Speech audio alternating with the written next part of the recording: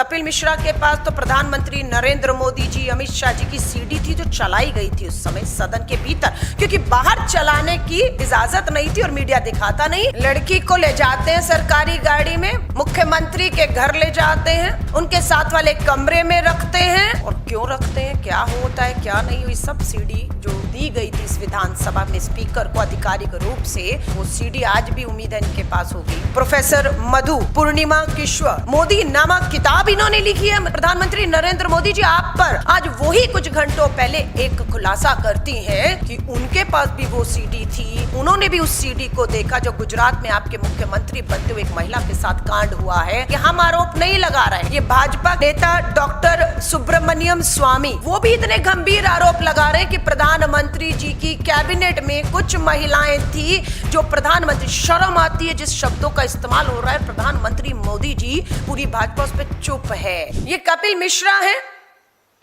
आम आदमी पार्टी के विधायक और मंत्री थे, तब मैं उनके साथ इसी विधानसभा में जब वो ये वीडियो रख रहे थे मैं भी सामने बैठी थी आम आदमी पार्टी की विधायक के तौर पर। और ये सीडी था जिसे भाजपा से ही आए जो हमारे स्पीकर पद पर बैठे हैं वो भी भाजपा से आए थे, ये भी भाजपा में इनकी माता जी मेयर रही हैं। तो ये लोग भाजपा से आम आदमी में आए और आम आदमी में जब आए तो इनके पास बहुत सी चीजें थी।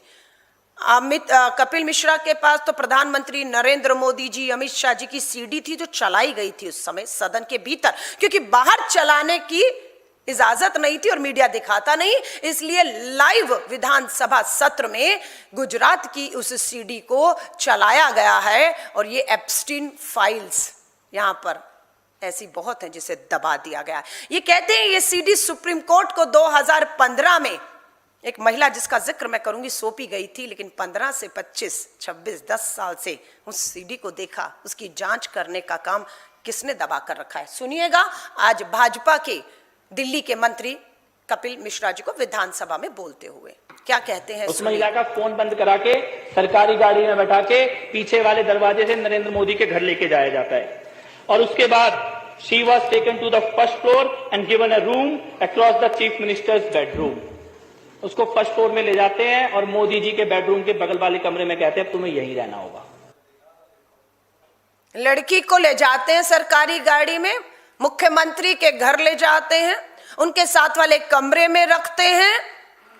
और क्यों रखते हैं, क्या होता है क्या नहीं, हुई सब सीडी जो पेश की गई थी, दी गई थी इस विधानसभा में स्पीकर को आधिकारिक रूप से। आज यही बीजेपी में मंत्री हैं, वो सीडी आज भी उम्मीद है इनके पास होगी। आज हिम्मत करके देश के प्रधानमंत्री को ही सीधा सीडी देकर उन्हें कहिए इसकी जांच करा लीजिए। अगर सीडी के साथ छेड़खानी है, आप निर्दोष हैं, तो मुझे आगे रखकर, कपिल मिश्रा जी को आगे रखकर निर्दोष का सर्टिफिकेट आप लीजिए। कपिल मिश्रा जी हम आपको कहते हैं। अब आरोप ये है कि ये भाजपा में है, आज भाजपा के मंत्री है, ये हम आरोप नहीं लगा रहे हैं, ये भाजपा के नेता है। अब दूसरे ही भाजपा के नेता डॉक्टर सुब्रमण्यम स्वामी, कांग्रेसी नहीं है, भाजपा ही है, राज्यसभा सांसद मंत्री, वो भी इतने गंभीर आरोप लगा रहे हैं कि प्रधानमंत्री जी की कैबिनेट में कुछ महिलाएं थी जो प्रधानमंत्री, शर्म आती है जिस शब्दों का इस्तेमाल हो रहा है प्रधानमंत्री मोदी जी, पूरी भाजपा उस पर चुप है, उस पर चुप है। कोई कार्रवाई डॉक्टर सुब्रमण्यम स्वामी के कहे हुए बयानों पर उसकी जांच क्यों नहीं होती। और जिन महिलाओं के ऊपर इशारा कर रही हैं वो महिला मंत्री, पूर्व मंत्री भी जानती हैं कि ये इशारा आपकी तरफ हो रहा है। आप क्यों चुप हैं, आप क्यों चुप हैं, क्यों आप बोलती नहीं हैं, क्यों सरेआम डॉक्टर सुब्रमण्यम स्वामी भाजपा के नेता लगातार आकर इस तरह से, इस तरीके के शब्द की सोती थी, इसलिए उनको सांसद का टिकट मिलता था और इसलिए वो मंत्री बनी है। आज इस पे ये भाजपा के नेता हैं, कांग्रेस के नहीं है, कपिल मिश्रा हो, डॉक्टर सुब्रमण्यम स्वामी। और अभी मैं जो आपको ट्वीट का लिंक दिखा रही हूं, आज ये भयानक 12-13 घंटे पहले प्रोफेसर मधु पूर्णिमा किश्वर, इनके फॉलोवर मैं देख रही हूं 1.8 मिलियन फॉलोवर हैं इनके।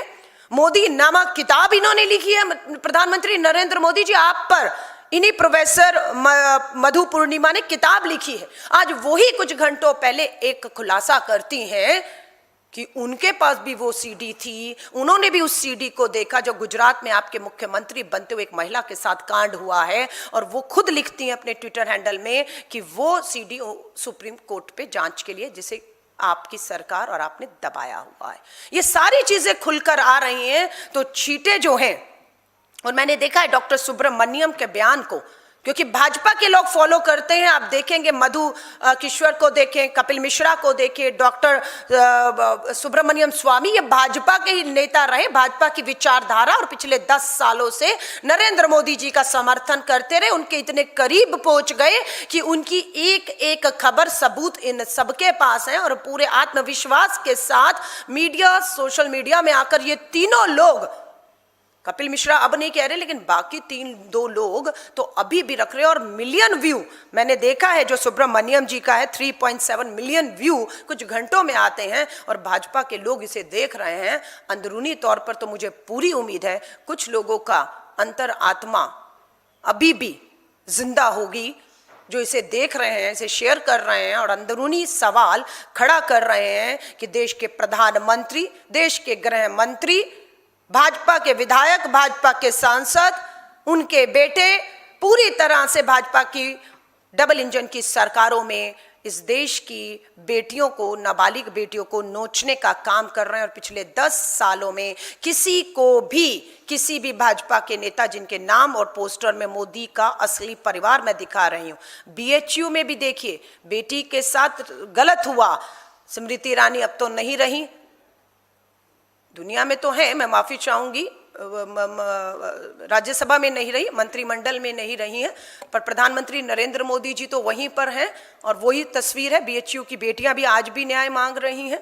और आज मैं देख रही थी कि भाजपा के 44 सिटिंग विधायक और सांसद, मैं 44 का यहाँ पर उनकी जीवनियां नहीं लेकर आ पाई हूँ, 10-12 की लेकर आई हूं, वरना सारा दिन लग जाएगा। 44 विधायक और सिटिंग सांसद ऐसे हैं जिनके ऊपर गंभीर बलात्कार, यौन उत्पीड़न, ब्लैकमेलिंग, वीडियो बनाना, वीडियो शेयर करने के गंभीर आरोप हैं। मामले चल रहे हैं, लेकिन सजाएं नहीं हो रही, और अगर सजा हो जाती है तो पैरोल पर बाहर लाया जा रहा है। इसमें से 7 बीजेपी के सांसद ऐसे हैं जिन्होंने अपनी नॉमिनेशन के टाइम डिक्लेयर किया है कि उन पर गंभीर रेप के मामले 10-12 सालों से चल रहे हैं, जबकि ये पोक्सो के मामले हैं, इनमें फांसी होनी चाहिए, ये फास्ट ट्रैक कोर्ट में चलने चाहिए थे।